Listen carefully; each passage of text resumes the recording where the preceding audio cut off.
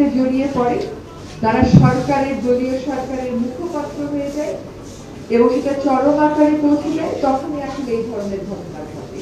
সেই অবস্থা থেকে উত্তরোত্তর রাতারাতি সম্ভব হবে না। আমাদের সকলকে সবসময় সজাগ থেকে ওই পরিবর্তনের জন্য কাজ করে যেতে হবে।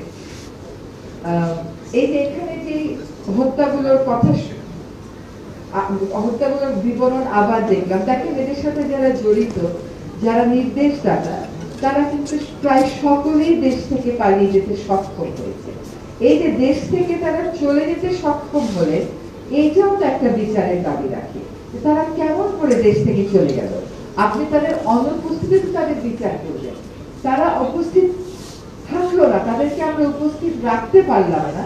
এখান থেকেও কিন্তু আসলে বোঝা যায় যে রাষ্ট্রযন্ত্রের কোন কোন জায়গায় বিচারহীনতা একটা স্বাভাবিক বিষয় হয়ে দাঁড়িয়েছে।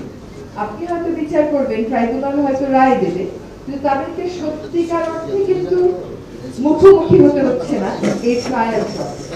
এটা তো আসলে কোনোভাবেই মানা যাচ্ছে না। ওই রকম বইয়েরই আবহে আমাদের তথ্য প্রমাণ সংগ্রহ করে সকল যুক্তি বিশ্লেষণ করে বিচারে যেতে হবে স্বচ্ছতার সাথে। নিশ্চয়ই আইন মন্ত্রণালয় সেই কাজটা করবে। আমরা এখন গ্রেফতার বাণিজ্য, মামলা বাণিজ্য এই সমস্ত শব্দ থেকে মুক্তি পেলাম না, এগুলো এখনো চলছে। এগুলো একটা রাজনৈতিক কালচার না বদলালে বদলাবে না।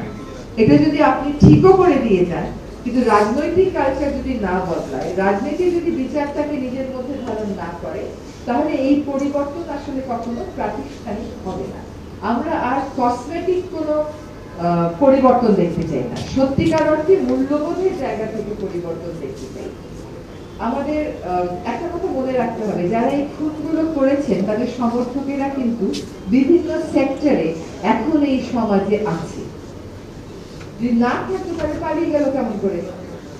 এটা তো আমাদেরকে বুঝতে হবে এবং তাদের জবাবটা আমাদেরকে দিতে হবে আমাদের ভালো কাজের মাধ্যমে, মূল্যবোধ গ্রথিত পরিবর্তন আনয়নের মাধ্যমে। একটা রায় হবে, কিছু মানুষ হয়তো দেশে আছে, তারা হয়তো রায়ের সাজা ভোগ করবে, বেশিরভাগই তো দেশে নেই। ফলে বিচারের আরেকটা দিক নিয়ে আমাদের সকলকে ভাবতে হবে যে আমাদের সন্তানেরা যে তাড়নার থেকে জীবন দিয়েছেন, একটা পরিবর্তিত বাংলাদেশ যদি না গড়ে, কিছু ফাঁসি, কিছু কারাদণ্ড দিলে কি সত্যিকার বিচার হয়ে গেল? আমাদের সত্যিকার বিচারটা হবে একটা মূল্যবোধ কেন্দ্রিক সমাজ আর রাষ্ট্র ব্যবস্থা গড়ে তোলার মাধ্যমে। ওইটা আমার কাছে মনে হয় আলটিমেট বিচারের জায়গা। দেশটা পরিবর্তিত হবে, এরকম ভাবে কাউকে আর প্রাণ দিতে হবে না। সকলেই দেশকে, দেশের নাগরিক হিসাবে যে সুরক্ষা পাওয়ার কথা, যে বিবেচনা পাওয়ার কথা, সেটা পাবে। ফলে আনুষ্ঠানিক বিচার অবশ্যই হবে। আনুষ্ঠানিক বিচারের পাশাপাশি রাষ্ট্রটাকে যদি আমরা ঢেলে সাজাতে চাই, সেজন্য আমাদের প্রত্যেককে যার যার অবস্থান থেকে